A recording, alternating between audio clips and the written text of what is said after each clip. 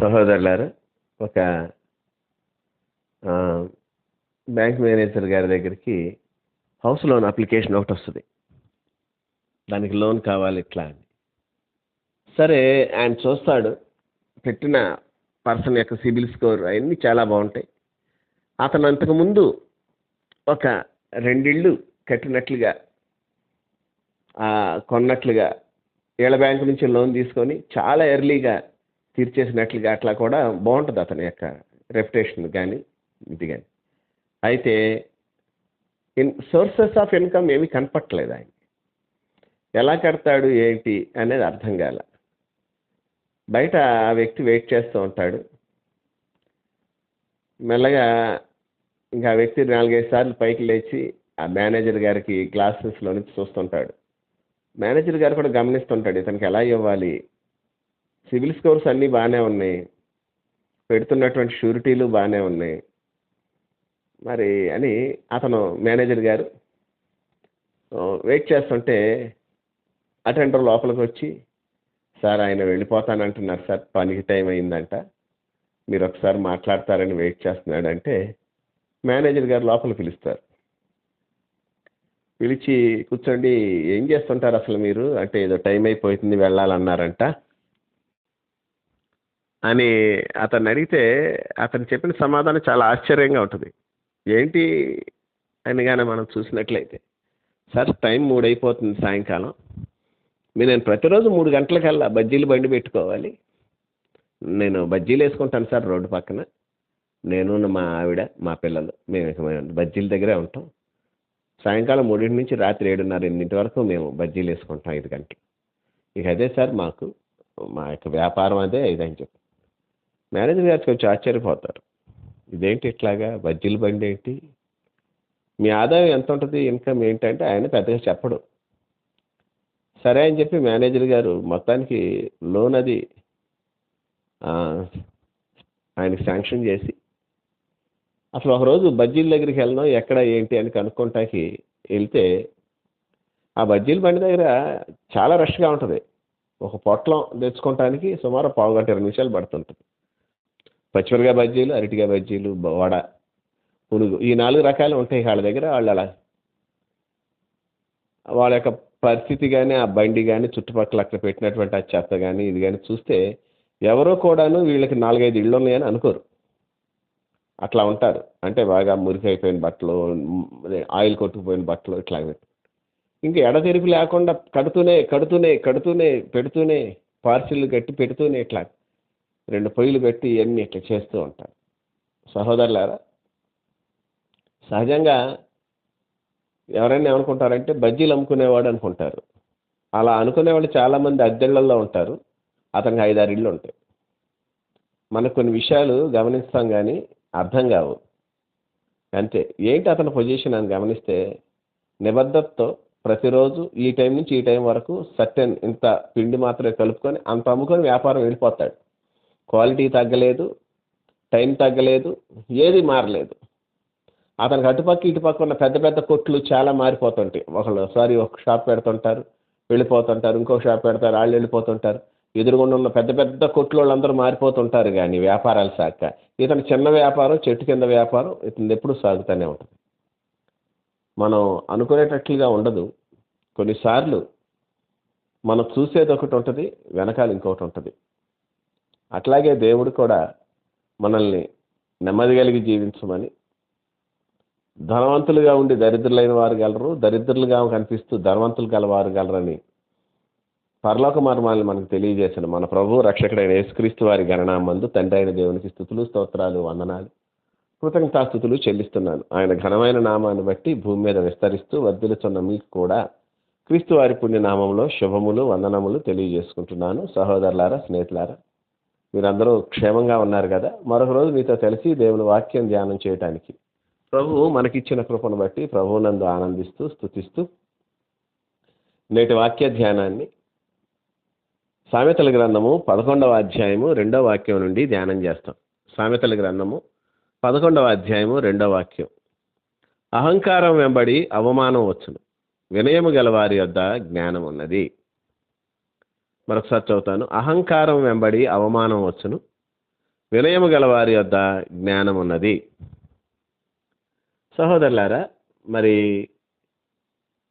సొలొమోన్ గారు రాసిన ఈ మాట అహంకారికి వినయం గలవాడికి మధ్యలో ఉన్న తేడాను చూపిస్తుంటుంది. అహంకారి అంటే ఎవరు? కొంచెం మీరు జాగ్రత్తగా ఆలోచిస్తే అర్థం తెలిసిపోతుంది. సహకారి అంటే సహాయం చేసేవాడు. ఉపకారి అంటే ఉపకారం చేసేవాడు, హెల్ప్ మేలు చేసేవాడు. అహంకారి అంటే తనకున్న ఆహాన్ని బట్టి ప్రవర్తించేవాడు. చాలామందికి అహంకారం ఉంటుంది. నేనేం చేయగలను, నేను ఇట్లాగా అట్లాగా అన్న ఒక అహంకారం చాలామందికి ఉంటుంది. అందుకనే కదా తను ఉపేక్షించుకుంటేనే కానీ దేవుని రాజ్యంలో ప్రవేశించడని ప్రభువు చెప్పేశారు. మారు మనసు పొందడం అంటే అహంకారయుక్తమైన మనసును తీసేసుకుంటుంది. నేను చేయగలను అనేది దూరం పెట్టుకోవాలి. మనం ఏం చేయగలం? నేనేం చేయగలను? నా బతుకు నేను బతుకుతూ పాపంలో బ్రతుకుతూ ఎటూ సక్సెస్ అవ్వక నా చావు ఏదో నేను దస్తేపోయేటట్లుందని చావును అపేక్షించిన జీవితాన్ని దేవుడు ఈరోజు ఎట్లా నిలబెట్టాడు. కాబట్టి నేను దేని నిమిత్తం అహంకరించాలి? ఒకప్పుడు ఒక డాన్సర్గా లేదా మిమిక్రీ ఆర్టిస్ట్గా, కొన్నిసార్లు సింగర్గా, అట్లా చాలా రకరకాల అయిన వాటితో చాలా స్టేజెస్ మీద నేను ప్రోగ్రామ్స్ ఇచ్చాను. ఆ టాలెంట్స్ కూడా దేవుడే ఇచ్చాడని తర్వాత బైబిల్ చదువుతుంటే తెలిసి, నేనేమీ లేదు, నిమిత్త మాత్రుణ్ణి, నా బ్రతుకేమీ లేదు, ఏదో ప్రభు ఇట్లా నిలబెడితే నిలబడ్డాను, ప్రభు నన్ను నడిపిస్తే నడిపిస్తున్నాను, కాబట్టి నేను కేవలం బూరను మాత్రమే, స్వరం ఆయనదే, ఊదేవాడు ఆయనే అనేది నాకు అర్థమైపోయింది. చాలామందికి ఇది అర్థం కాదు.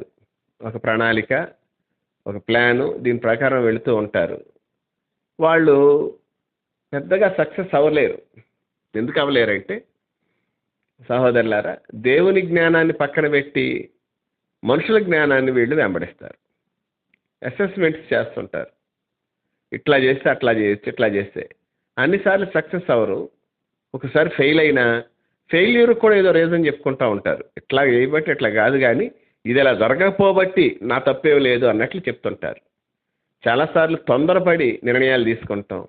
తర్వాత మళ్ళీ వాటిని సర్దుకోలేక, సరిదిద్దుకోలేక బాధపడతాం. మనుషుల జీవితాల్లో, ఒక్కోసారి నా జీవితంలో కూడా మీరు గమనించవచ్చు, మీ జీవితాల్లో కూడా మీరు గమనించవచ్చు. కొన్నిసార్లు తొందరపాటు నిర్ణయాలు మన జీవితాల్లో ఉంటాయి. సహోదరులారా, మనం అహంకారం అనేది మనల్ని నాశనం చేస్తుంది. అహంకారం అనేది దేవునికి అసహ్యమైంది. మీరు ఇదే ప్రోవెబ్స్ గాన చూసుకుంటే చాలా చోట్ల దేవుడు అహంకారాలను ఎదిరిస్తాడు. ఇట్లా చాలా చోట్ల ఉంటుంది. అహంకార దృష్టి ఇవన్నీ యెహోవాకి ఇష్టం లేవు. సరే, ఏదేమైనప్పటికీ అహంకారం ఉన్న చోట అవమానం వస్తుంది. అవమానం అంటే అందరి ముందు నువ్వు సిగ్గుపడకపోవచ్చు, కానీ గదిలోకి వెళ్ళి నువ్వు ఒక్కడే సిగ్గుపడే స్థితి, నువ్వు ఒక్కదానివే సిగ్గుపడే స్థితి నీకు వస్తుంది. గదిలోకి వెళ్ళి ఎందుకు ఇలా చేసానని రొమ్ము బాదుకునే స్థితి వస్తుంది అహంకారం బట్టి. వినయం గల వారి దగ్గరికి వచ్చేటప్పటికి వీళ్ళ టర్మ్ వేరే విధంగా ఉంటుంది. వినయము అనేది దేవుడి దగ్గర నుంచే రావాలి. నేను మీతో చెప్తున్న మాట కరెక్టే. కావాలంటే ఇదే సామెతల గ్రంథాన్ని కొద్ది పేజీలు ముందుకు జరిగితే మీరు 22వ అధ్యాయం 4వ వాక్యంలో ఉంటుంది. యెహోవా యందు భయభక్తులు కలిగి ఉండుట వినయమునకు ప్రతిఫలము. దేవుని యందు భయభక్తులు కలిగి ఉండేవాడికి వినయం వస్తుంది. అంటే దేవుడు చూస్తున్నాడు, దేవుడు వింటున్నాడు, మన నాలుక ఎలా ఉంది, ఆత్మ ఎట్లా ఉంది, ఈ విషయాల్లో. అంటే ఒకసారి కపటం ఉంటుంది నాలుకలో. ఒకటి చెప్తుంటాం, హృదయంలో ఇంకోటి ఉంటుంది. ఆత్మలో కపటం లేకుండా ఉండాలి మనం. నాలుక చెప్పేదానికి, ఆత్మ చెప్పేదానికి మధ్యలో తేడా ఉంటుంది. అలా కాకుండా నేను నాలుగుతో చెప్పేది, హృదయంతో చెప్పేది, మధ్యలో దేవుడు ఉన్నాడు, దేవుడు నన్ను గమనిస్తున్నాడు అనే భయం ఉన్న వాడికి వినయం వచ్చేస్తుంది. ఆటోమేటిక్గా వినయం అనే దాన్ని సంతరించుకుంటూ ఉంటాడు. ఇంగ్లీష్లో ఈ మాట చదివినప్పుడు నాకు భలే ఆశ్చర్యం అనిపిస్తాడు. హ్యూమిలిటీ అనే మాట ఇంగ్లీష్లో వాడబడుద్ది. హ్యూమన్ నేచర్ పోతే హ్యూమిలిటీ వస్తుంది. హ్యూమన్ అంటే మనకు తెలుసు కదా, హ్యూమన్ నేచర్ అనేది పోవాలి. మనుషుల స్వభావం మన జీవితాల్లో పోయి దేవుని స్వభావం వచ్చినప్పుడు ఆటోమేటిక్గా వినయం వచ్చేస్తుంది. కాబట్టి ఎవరైతే దేవునికి భయభక్తులు కలిగి ఉంటారో, ఎవరైతే యెహోవా యందు భయభక్తులు కలిగి జీవిస్తుంటారో వాళ్ళు వినయాన్ని ప్రతిఫలంగా పొందుకుంటారు. ఇకంతే. సో సహజంగా మనం ఏమనుకుంటుంటామంటే ఎస్ మనం ఒబే అవుతున్నాము, మనకి తర్కాణం, మనకి ఈ యొక్క కొలబద్ద ఉందిగా వాక్యం అనేది, దాని ప్రకారం డామినేషన్ చేయటానికి కూడా చాలాసార్లు మన హృదయం ప్రయత్నిస్తుంటుంది వాక్యాన్ని దాటి డామినేట్ చేయటానికి. మనం దాన్ని అణుచుకోగలగాలి. వాక్యం అన్ని రకాలుగా మాట్లాడుద్ది, రెండు రకాలుగా వాక్యం మాట్లాడుతుంది, ఇంకో చోట ఇంకో రకంగా మాట్లాడుతుంది. ఒక చోట నో అన్నది ఒక చోట ఎస్ అంటది. కొంతమంది దాన్ని వారి స్వార్థ నిమిత్తం వాడుకుంటారు, కొంతమంది వారి రాజ్యాన్ని కట్టుకోవటానికి వాక్యాన్నే వాడుకుంటారు. వాళ్ళ సొంత ఇచ్చలు సొంత కోరికలు నెరవేర్చుకోవటానికి వాక్యాన్ని బూచిగా చూపించేవాళ్ళు చాలామందిని మనం చూస్తున్నాం ఈ రోజుల్లో కాదు, చాలా రోజుల క్రితం నుంచి. నాకు తెలిసినంత వరకు ఈ భిన్న బోధలు, అబద్ధ బోధలు, కల్ట్స్ అని ఏవైతే స్టాంప్ చేయబడినాయో, కల్ట్స్ అనే ముద్ర ఏవైతే వేయబడినాయో ఆ సంఘాలు, ఆ సంస్థలు వాక్యాన్ని ఎత్తి చూపిస్తాయి. ఇదిగో దేవుడు ఈ వాక్యం నుంచి నాతో మాట్లాడాడని చెప్తుంటారు. కాబట్టి మన స్వయంకృతంగా లేదా మన స్వకీయానికి, మన సొంత ఆశలు నెరవేర్చుకోవటానికి, లేదు మన సొంత రాజ్యాన్ని స్థాపించుకోవటానికి వాక్యం వాడచ్చు. కానీ అట్లా కాదు. నీ స్వకీయం చనిపోవాలి, నీకంటూ ఏమి ఆశలు ఉండకూడదు. సహజంగా ఏదన్నా మంచి కూర తినాలనో లేదా మంచి ఇట్లాంటివి కూడా ఉండకూడదు బేసికల్గా. కానీ నార్మల్గా మనుషులం కదా, కొంత అష్టాలు ఉంటాయి కాబట్టి అట్లా కూర దగ్గర ఇక్కడ ఇట్లాగా ఉండొచ్చేమో. కానీ సహోదరులారా, అంటే నేను దాన్ని సపోర్ట్ చేయట్లేదండి. నేను నాన్ వెజ్ కంటే కూడా వెజ్ ఎక్కువ ఇష్టపడతాను, అది మీరు గుర్తుంచుకోవాలి. మంచిది. అయితే మనం గమనించుకోవాల్సిన అంశం ఏంటంటేనండి, ఎవరైతే వినయంతో ఉంటారో వాళ్ళు దేవుని యందు భయభక్తులు కలవారు అనేది మనకి పక్కా. ఈ వినయం ఆటోమేటిక్గా మనల్ని దేవుని దృష్టికి ఎట్లా ఉన్నాం చూసుకుంటూ జీవించే జీవితాన్ని మనకి ఇచ్చేస్తుంది. దిస్ ఈజ్ కాల్డ్ హ్యూమిలిటీ, అణుకువ, విధేయత, వినయము. ఇవన్నీ సుమారుగా ఒకే కేటగిరీ పదాలు ఇవన్నీ. ఈ అణుకువతో వినయంతో వెళ్ళేవాడుకి తెలియని ఒక అంశం బైబిల్లో చెప్పబడింది. వాళ్ళ దగ్గర జ్ఞానం ఉంటుందంట. ప్రజలందరికీ వీళ్ళ దగ్గర వినయము కనిపిస్తుంటుంది, కానీ వినయంతో పాటు సెకండ్ గిఫ్ట్ జ్ఞానం అనేది కూడా దేవుడిస్తాడు. ఈ సెకండ్ గిఫ్ట్ తెలియకుండా వచ్చేస్తుంది. ఇట్లా సెకండ్ గిఫ్ట్ పొందుకున్నవాడు సొలొమోన్ అడుగుతాడు దేవుణ్ణి, నీ ప్రజల్ని పరిపాలించడానికి కావాల్సిన జ్ఞానం నాకు దయచేయి అంటాడు. ప్రభు జ్ఞానంతో పాటు అతనికి ఐశ్వర్యం, ఘనత అన్నీ సెకండ్ గిఫ్ట్గా ఇచ్చేస్తాడు.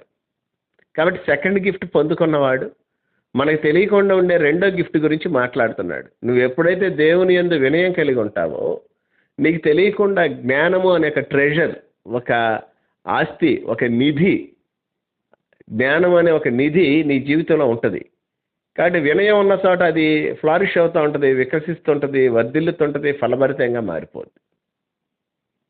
నేను మీతో చెప్పినటువంటి ఆ బజ్జీలు బండి ఆయన, ఎవరు చూసినా సరే ఆ బజ్జీలు వేసుకునేవాడు, ఆ బజ్జీలు బండోడు ఇట్లా పిలుస్తారు ఆయన్ని.